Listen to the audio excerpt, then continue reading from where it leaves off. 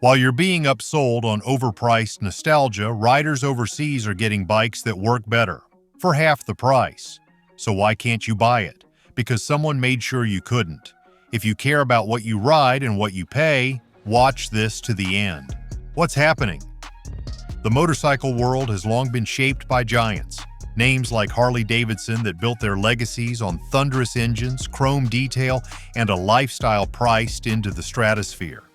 But one machine, quietly released and widely ignored in the US, just rewrote the rules. It's called the Keyway FI 302C, and it only costs around $1,500 overseas. That's not a typo. For the price of a scratched-up used Sportster, riders abroad are getting a factory-new, belt-driven, steel-framed cruiser that looks like it rolled straight out of Milwaukee. But this isn't a knockoff. The V302C was engineered with intent, designed in Italy, built in China, and refined under the watchful eye of QJ Motors' vertically integrated supply chain. And what riders got wasn't just a bargain, it was a revelation. Solid welds, digital dash, liquid-cooled V-twin, and not one piece of it felt like a compromise. Meanwhile, American riders are still being upsold on dated bikes from 15 years ago, told that brand loyalty is worth more than practicality. But this bike challenges that lie head-on. For working-class riders who just want something that runs, something real, this bike feels like a revolution. And the real disruption, it isn't how the V302C looks, it's how it rides. If this feels like the bike you've been waiting for, smash that like button and drop a comment. Have you seen bikes like this abroad? Tried to import one? Your story could be the wake-up call someone else needs. The ride that shames Milwaukee. Ask anyone who's ridden a Harley Street 500, it's a rough introduction to motorcycling. Sloppy suspension, clunky shifting, a buzz that never quite disappears. It was Harley's answer to affordability, but it landed more like a warning. The V302C, on the other hand, does everything the Street 500 promised, and then goes one better. Riders from Europe to Thailand say the difference is immediate. At just under 400 pounds, the Keyway feels light but planted. The seat is comfortably low, under 28 inches, and the throttle response is smooth without being twitchy. The 2-into-2 exhaust produces a surprisingly rich, deep note for its displacement. And the belt drive system, rare even on pricier bikes, adds a level of refinement that's miles ahead of chain-driven competitors. This isn't just good for the price, it's good, period. The V302C has been called a spiritual successor to the first-gen Shadow and more sorted than the Street 750 ever was. Reviewers in Germany have praised its balance. Riders in Spain say it's the first Chinese-made cruiser they'd recommend. Even seasoned Harley owners admit, begrudgingly, it feels like a more modern, more forgiving ride. The difference wasn't branding, it was ride quality, and riders started noticing. But as demand grew overseas, something strange happened at home. Don't ride out with overpriced gear. We've listed the only helmets, gloves, and tools we trust. No fluff, just affordable road-tested essentials. Check the description now. Harley's quiet collapse abroad. It started quietly. In Spain and Portugal, dealerships noticed that younger riders weren't just skipping Harley, they were lining up for test rides on the Keyway. In France, first-time buyers couldn't justify the price of a $20,000 cruiser that weighed a ton and drank fuel like a muscle car. They wanted style, not bulk. Performance, not nostalgia. And Keyway delivered it for a fraction of the price. Sales ticked upward. Then they surged. Soon, Keyway couldn't ship units fast enough to meet European demand. Used Harley models sat untouched on showroom floors. In Italy, former Harley dealers began converting their showrooms, replacing Bar and Shield banners with Keyway and Benelli signs. Harley didn't just lose market share, they lost the room. And it wasn't about patriotism or heritage. Riders didn't abandon Harley because they hated it. They just couldn't afford to wait for it to change. The world moved on, cheaper, faster, better. Across rider forums and local events, a new sentiment took hold. Harley sold the dream. Keyway delivered the ride. The aura of Harley's brand faded, not through scandal, but through quiet irrelevance. Entire dealerships flipped without fanfare, no protest, just pragmatism. And the question riders began asking was simple. If the V302C is this good, why can't we get it here? The answer? It's not about safety, it's about access. Street legal everywhere but here. The Keyway FI 302C is certified for road use in over a dozen countries. From Germany to Malaysia, it meets rigorous safety and emission standards, including Europe's tough Euro 5 requirements. There's no plastic frame, no shortcut parts. It has full lighting compliance, ABS, and clean manufacturing. But if you try to buy one in the United States, good luck. Here, the problem isn't the bike, it's the system. The Environmental Protection Agency, the Department of Transportation, and the National Highway Traffic Safety Administration each require their own layers of documentation, testing, and certification, many of which must be completed using U.S.-specific labs and protocols. Even if the bike passes safety inspections overseas, it still doesn't count. That's not a safety net, it's a blockade. Worse, individual states add more friction. Some require a U.S.-certified VIN tag. Others won't allow insurance policies on bikes not sold through official dealer networks. Even if a rider manages to import a V302C, registering it is a legal gauntlet. The language around these rules sounds reasonable. Compliance, traceability, consumer protection, but the result is the same. The result? A bike built for real-world riding, loved across Europe, and perfectly legal abroad, is effectively banned here. Not by name, not by law, but by bureaucracy. And someone built that wall on purpose. Built to keep bikes out. Back in the early 1980s, Harley-Davidson was on the verge of collapse. Japanese bikes were flooding U.S. roads, faster, cheaper, more reliable. Harley's answer wasn't innovation, it was legislation. In 1983, the Motorcycle Tariff Act imposed steep duties on large displacement imports, giving Harley room to recover. But the real move came after the headlines. Over the next 4 decades, Harley embedded itself deep within U.S. regulatory infrastructure. Lobbyists shaped emission standards. Consultants wrote language for transportation policy. Trade associations pushed for rules that just happened to mirror Harley's production specs. Reflectors, engine codes, recall protocols, everything quietly tilted toward Harley's advantage. Today, those rules form a wall. Not obvious, not loud, just slow, quiet exclusion of anything built too efficiently or priced too fairly.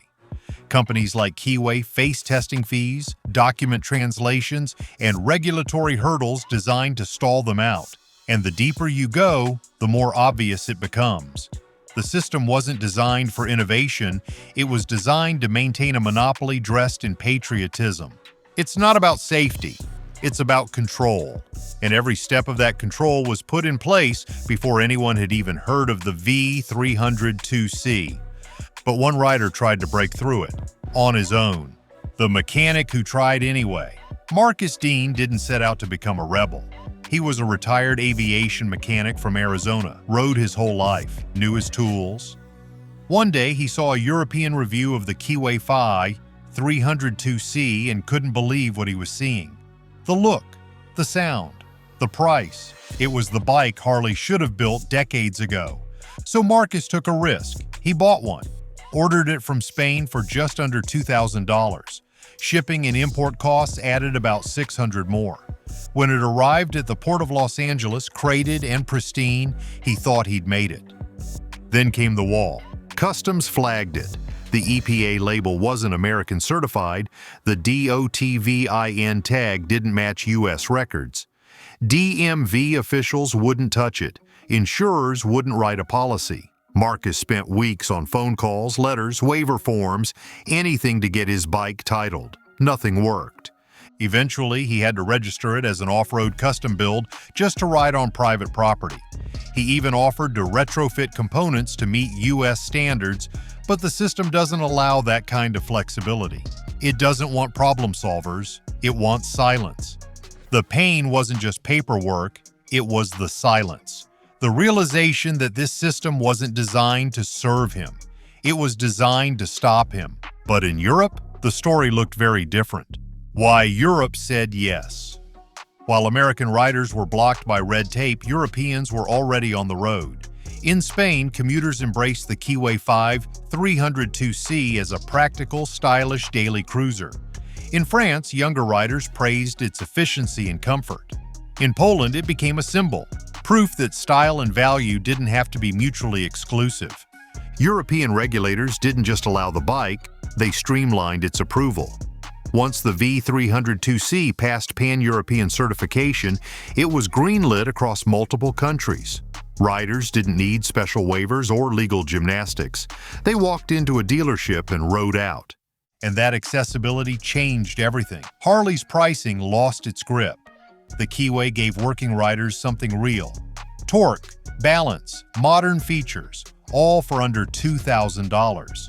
Riders saw a future that fit their lives, not one they had to finance for 6 years. One review went viral in the UK. Harley sold the dream. Keyway delivered reality. No special badge, no legacy pricing, just steel and sense. Europe didn't just approve the bike, it welcomed the shift in power. Because while Harley was trying to protect the past, Keyway was already building the future. And that future wasn't random, it was engineered. Keyway's master plan. Keyway didn't emerge from nowhere. It's the product of a global architecture that combines Italian design, Chinese manufacturing, and international distribution. Keyway is closely linked with Benelli, the legendary Italian brand absorbed into Chinese ownership in the early 2000s. Behind them both is QJ Motor, one of the largest motorcycle companies in the world, backed by Chinese state capital and tied to military-grade manufacturing infrastructure. Together, these entities form a vertically integrated powerhouse. Benelli provides design language and heritage credibility. Keyway handles brand identity and mid-tier international marketing. QJ Motor delivers scale. Factories capable of producing thousands of units with robotic precision and cost efficiency that legacy brands cannot touch. They don't build bikes in a garage, they build them like smartphones, modular, repeatable, and ready for export. This isn't just business, it's strategy. Motorcycles are part of a larger pattern in China's approach to global trade. First, enter established markets with ultra-competitive pricing, then iterate products rapidly using consumer feedback and supply chain data. Finally, scale manufacturing and dominate on logistics, pushing out competitors who can't match pace or price. It's a strategy that worked in phones, worked in drones, and is now working in motorcycles. What makes Keyway different is the subtlety.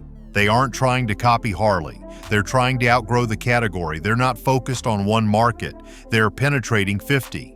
And they're doing it not through flash, but through relentless function. They understand that modern riders, especially young ones, don't care about mythology. They care about what works, and what Keyway built works. That's why it's showing up in Vietnam, Brazil, South Africa, and Poland.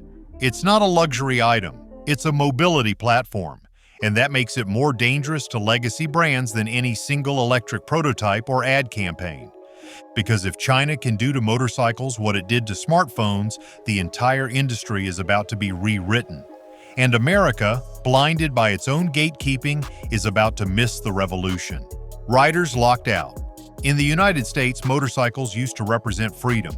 Today, they symbolize frustration.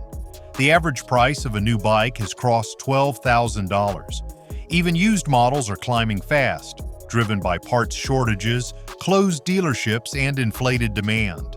And it's not just the bikes. Insurance premiums for young riders are spiking. Training programs in rural states are shutting down. Riders trying to get licensed find wait lists, red tape, or a total lack of options. The result? Fewer new riders, fewer affordable choices, a shrinking culture. But it didn't happen by accident, it happened by design. Because while other countries opened their markets, America built fences. Riders are being locked out of bikes they'd actually ride. Practical, low-displacement, entry-level machines that deliver value without branding costs. The V302C exposed it. There's a working solution out there, but it's being blocked before it even hits the road. And when freedom of movement is no longer affordable, it's not freedom anymore. It's a curated illusion built on scarcity. And if you trace that blockage back, you find a familiar name: the Harley Playbook. Harley-Davidson didn't just adapt to regulation, it helped write the rulebook. Starting in the 1980s, Harley lobbied aggressively for protective tariffs and tighter certification processes. What began with the Motorcycle Tariff Act became something more strategic: regulatory gatekeeping. By embedding itself into EPA committees, DOT standard groups, and industry boards, Harley ensured that American requirements lined up neatly with its own design specs. Every bolt, every emission label, every certification path was one more filter for foreign competition. And when that wasn't enough, Harley leaned on its dealership network. Local-level lobbying, insurance discouragements, and informal smear campaigns aimed to slow or block newcomers. Smaller brands simply couldn't push back. What looked like consumer protection on paper was actually competitive suppression. That's why bikes like the Keyway FI 302C are stalled. Not because they're unsafe, but because they're too competitive, and they weren't the first to face it. Brands like Lifan and Zongshan tried in the early 2000s, only to drown in paperwork and pretext. Harley couldn't win on price, so it changed the rules. But not every Harley dealer stayed loyal. The dealer who flipped the script. For 20 years, Tommy Brooks sold Harley-Davidsons in southern Missouri. He rode with veterans. He fixed bikes for neighbors. He believed in the brand. He wore the shirts. He hosted the rides. He thought it was forever. Then it stopped believing in him. Prices climbed. Finance terms got worse. Harley pushed electric prototypes and luxury add-ons that no one asked for. Tommy saw fewer riders walk in. More walked out empty-handed. The community shrank. The passion faded. All he saw left was inventory. Then came a forum post. A European rider praising the Keyway FI 302C. He was curious, skeptical, so he imported one, and it ran beautifully. In 2022, Tommy walked away. He dropped his Harley franchise, took down the bar and shield, and opened a new kind of dealership, one focused on affordability and real-world use. He brought in Keyway, Zontes, Lifan, no flash, no pressure, just bikes that worked, and customers who came back. Word spread. His lot filled up again, not with collectors, but with commuters, veterans, students, and weekend riders who could finally afford a bike that made sense. He wasn't trying to make a statement. He was tired of apologizing for a brand that forgot what riders actually needed. And he's not alone, because while big brands keep chasing investors, small dealers are quietly rebuilding community. The industry's silent collapse.